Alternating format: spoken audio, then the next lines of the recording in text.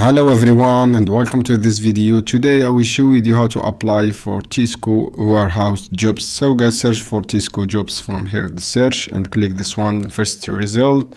After that guys, you find this option jobs search, and from here you can filter about jobs area and passcode and the keyword, and select the keyword and click on the search. You find different result. As you can see here, you find contract type and permanent and temporary.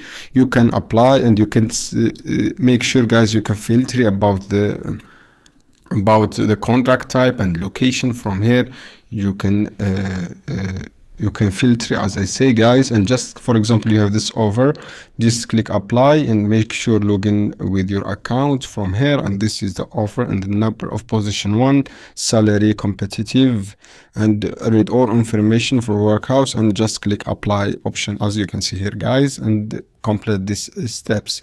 So guys, I hope this video helpful for you. Then don't forget give like and share this video for more content, and see you on another video soon. Any question guys down below in the comment, and I will answer as soon as possible.